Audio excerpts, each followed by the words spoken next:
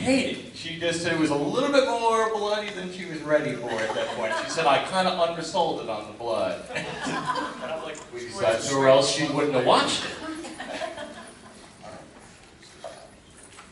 Hello, check. Hi, Laura. Hello, hi. One of the things that made me enjoy Devil's Rejects 100 times more, and his wife would probably benefit from, was watching 30 Days in Hell. How many times? I've lost count. Twice yesterday. You know that. I love you. But that really gives you a firm appreciation of everything that you actors went through to get that on film and how quickly it was filmed. It was not an easy thing for you to do. And to understand that, to be able to step inside that world a little bit more means so much more to bring people closer to the film. And that means a lot. Wow.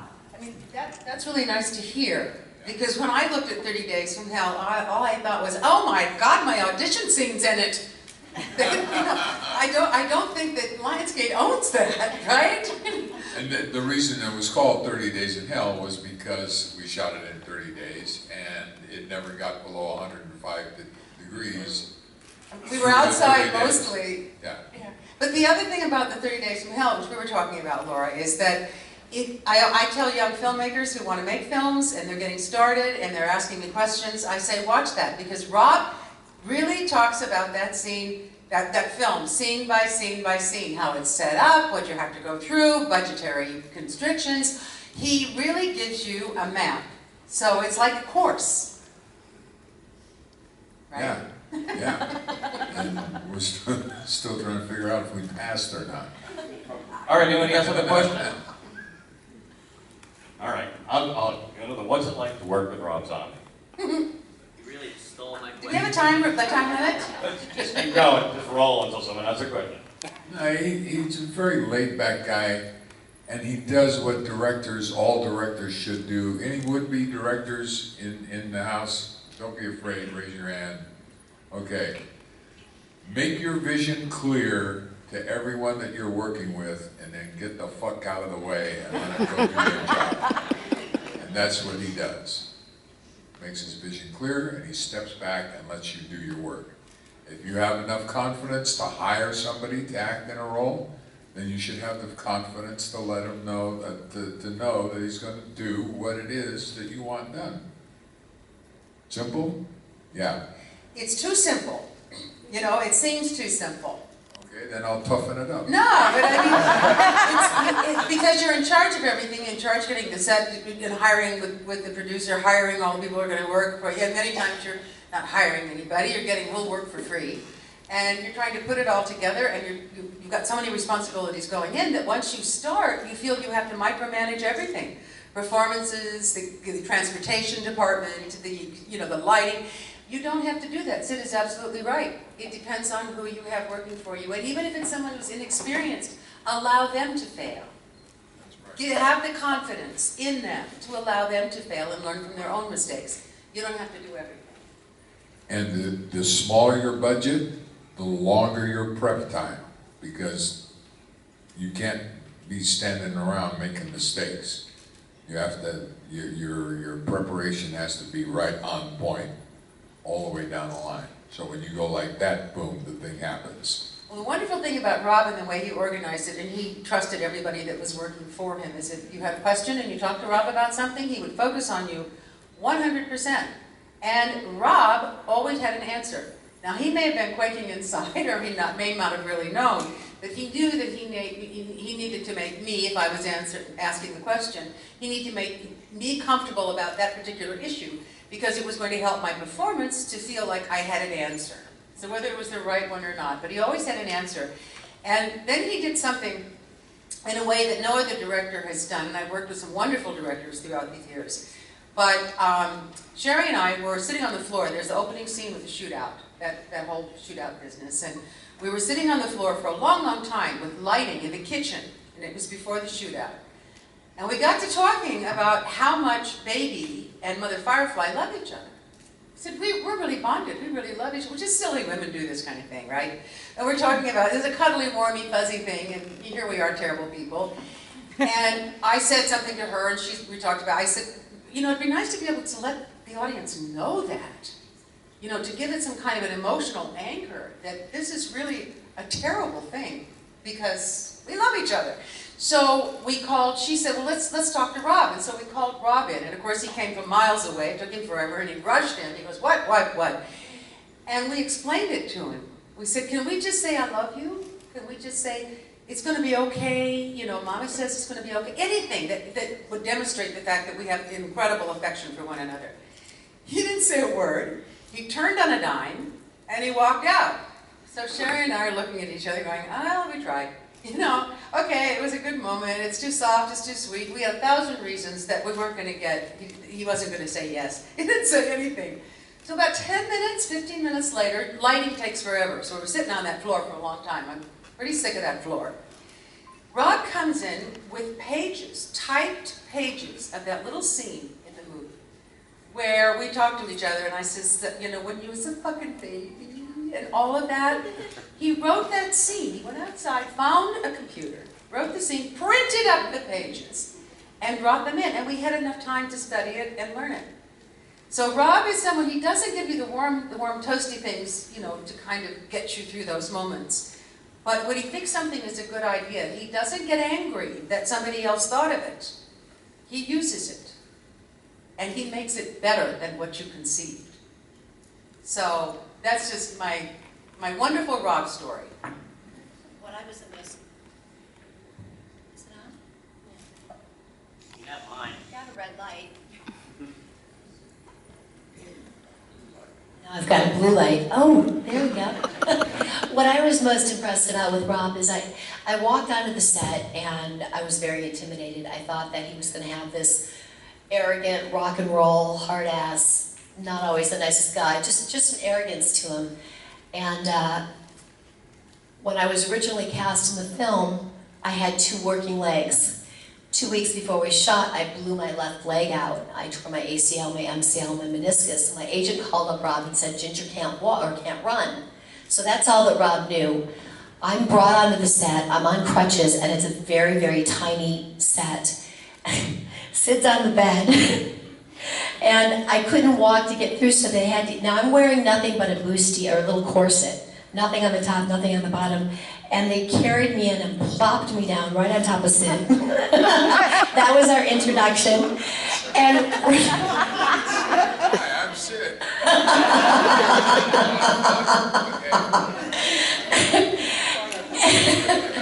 And Rob was, I thought he was going to be really upset with me, and what he did was, if you watch the scene between Sid and I, every shot is from behind my right side and the front. I've got a cast on my entire left leg, and I really was petrified that he was going to be upset about this, and he just worked with it. He let Sid and I go ahead with the scene. There wasn't a whole lot of direction. We knew what we wanted to do. We did a couple of run-throughs, and Rob just took it and let us go. And as far as directors go, you know, as an actor, if you make your choices and your director goes along with them, it's one of the best feelings ever. And it was a pleasure to work with you. Pleasure to work with you. And I told Rob that I was going to do this in my underwear. He said, why? I said, because if I go skin to skin with her, this is going to be a whole new kind of movie. Then my good friend Steve Barton, who runs Dread Central, in his review said women all over the country are going to be hitting the pause button during that scene because Sid Haig exposes his testicles. And my wife said, I thought you said you did that in your underwear. I said, I did. Click. It was a hot day, they jumped out to say hello. I took one look at Ginger. Hi, how are you doing? Yeah. Oh, there you go. We became very close very quickly. But see, that's one thing that a lot of people don't get, is we met. Hi, Sid, hi, Ginger, boom, boom, boom. On top, bam, bam, bam, bam. That's the way it goes, you know? Same situation when I worked with Pam Grier. We met one another, and all of a sudden, I've got my hand up her crotch. What are you going to do? It's a tough job, somebody's got to do it. There's no warm-up time, okay? Just cut the hello, just cut that part out. Just show it to me, baby. Yep.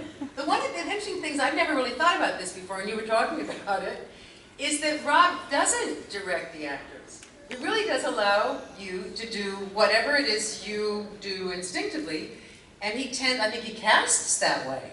I think so. But it's a very kind of smart thing to do, because saying, oh, take this line up a little or take that down, you're too angry here, and then you got to build this, and you take time for that on the set, and it takes time. Time is money. So it's kind of interesting. I had never thought about that. He lets you go. You can hang yourself. Yeah, or he'll just let you go and until you hit a place that you know he's uncomfortable with, and then he'll pull you back or say no, go farther, or whatever, and then you know there you go. Well, my death scene was written on the set 20 minutes before we shot that scene, and it basically the original was just me in a jail cell, and it was a prison matron. When I say, bring me my food, and then as the food comes in, she just shivs me in the back of the neck. That was my death scene after the interrogation scene. And then it was going to be, William Forsythe was going to come in and do it. So that's what I thought was going to happen. And I'm just having lunch on the floor in that old ratty tray that's in the jail cell.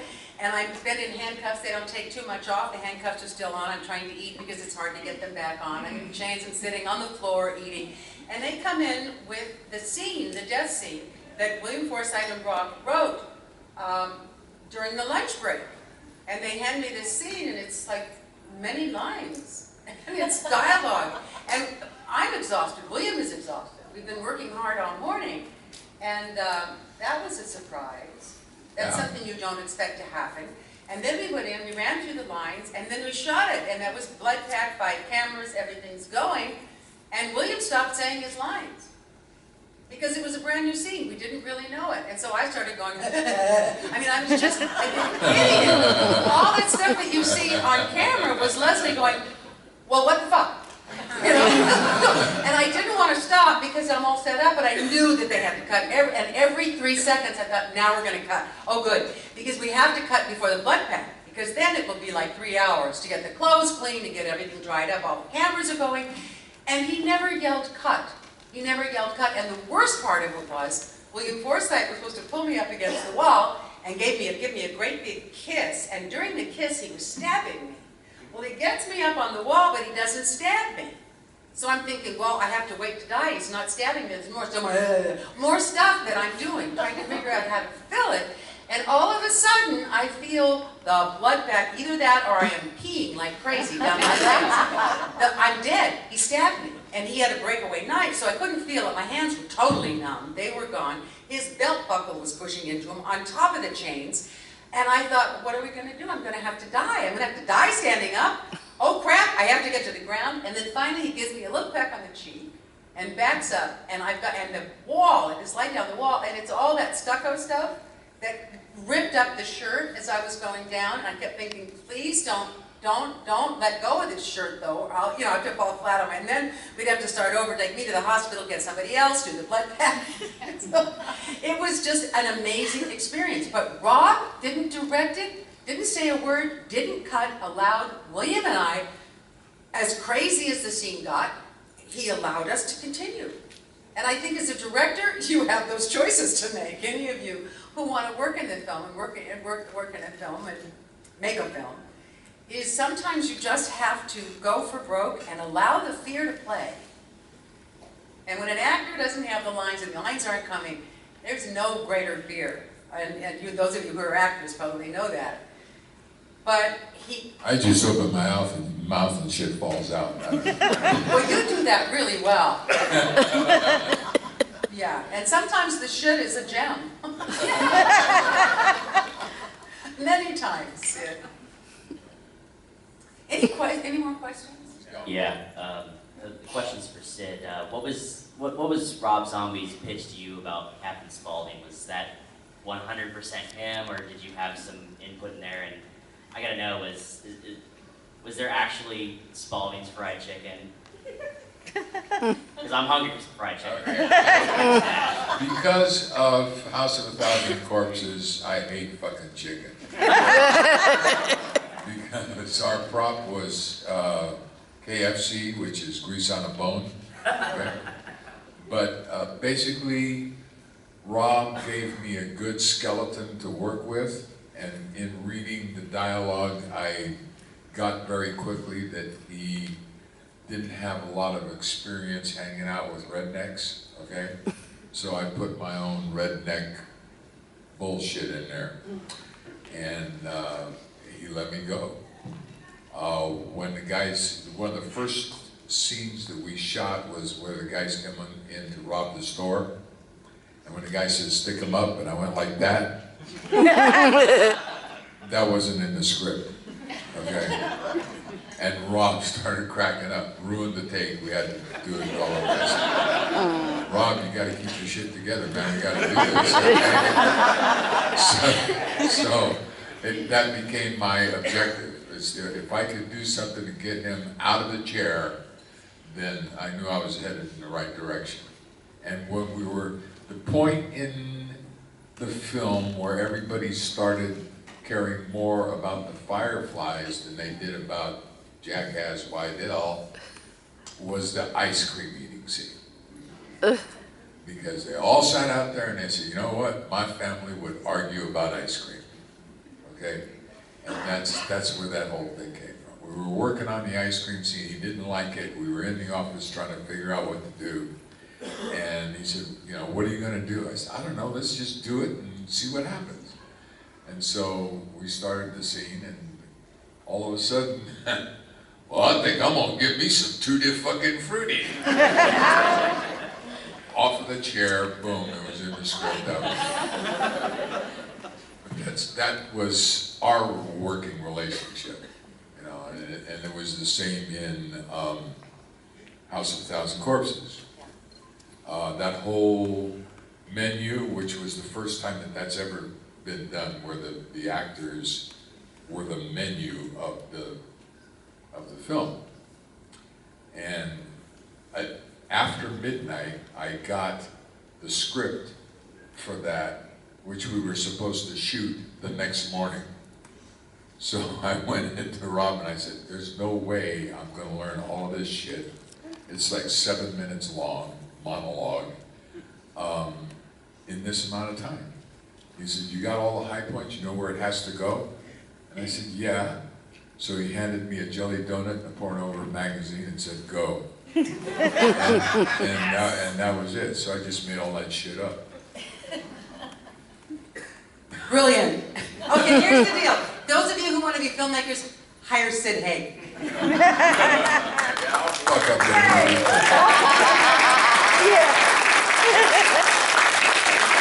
Hire Ginger Lynn, too. Somebody who can do what you did with one leg in a cast. Oh my God. I will tell you something interesting, is I've thought about your scene together, right? Because it's very funny, but it's sexy too, and it's weird, and you don't want it to be. It was the way it was shot, from one angle, I think it made it work. I think if it had been fancy, it would not have been as effective. And I've thought about this since the last time we talked about this. Right. And I've thought, geez, sometimes the weirdest things and most painful bring about the best ending. And it's just like life. Sometimes you're with the wrong person, and it breaks your heart when things go wrong, but you really would have been miserable for the rest of your life. And somebody wonderful comes along. So it's the things that are accidental that can turn, like getting something the night before with, you know, pages of dialogue, and you just had to wing it. That made that section work, which made the film so much better. So I do think that accidents can be golden. That's all I'm saying. Yeah.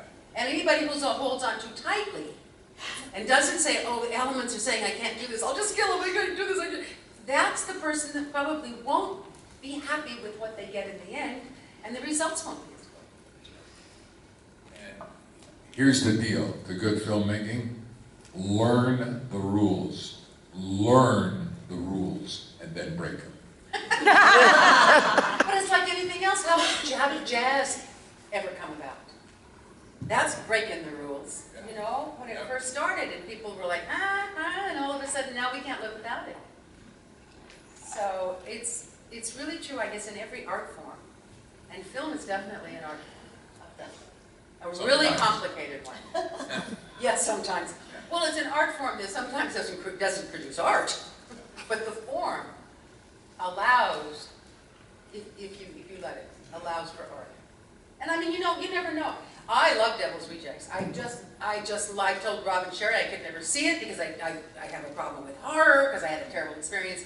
My ex-husband tried to kill me after a horror film on the freeway because I like to close my eyes for the bad stuff and then let the score tell me what's happening. And it was a horrendous thing. And so I said, I can't watch the movie, but I just love it, So they made me come to a press screening, and Rob and Sherry sat on either side of me and held my hand. And I watched the movie, and I absolutely loved it. I had no problems with any of it. I just thought, this is maybe, other than Ryan's Daughter, my favorite film. When I saw it, I appreciated all of what was in it. So there's something special about the experience, and really special. I mean, look at us. Here we are. We're sharing this day with you. We're sharing this weekend with you. So many of you have come by the table because we don't have a chance to get out and about much. But I feel like I've made all these friends.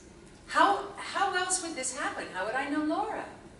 And the generosity and the spirit and the warmth and the love that happens in that room with people looking and meeting and talking. And it's just, these are the perks. But if you start on the level of film in the making of it, if it's always there, if you love of the form and you love of what you're doing on it, that then becomes art, has the chance to become art. But I think the love is in there first. And we're sitting up here, okay? And the reason that we're sitting up here is because you're sitting out there. Absolutely. You make all this shit happen, okay? It's all on you. And horror film fans are the best ever. Ever.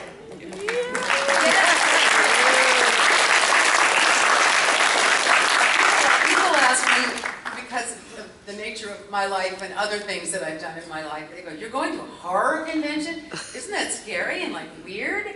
And I always look at them and I say, it's the nicest, most fun, sweetest, coolest place that I ever go.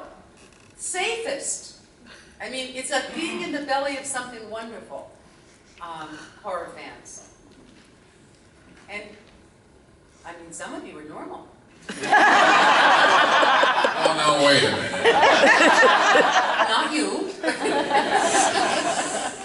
Sid, I have a question. Knock, knock. Tiny fuck this done. Yeah. Okay, now I'll tell you how that started. We were talking about Tiny, and I called him a much-mouthed motherfucker or something. And Bill Mosley said, well, at least he's stump broke. And Sherry, in all honesty and innocence, looks at me and says, what's stump broke? I said, well, before you get your first piece of ass, you got to practice on something, and Tiny just couldn't give up the stump. And that's how Tiny Fuck the Stump started. Well, speaking of Tiny, I think that's somebody that we miss very, very much. You become a family when you work together on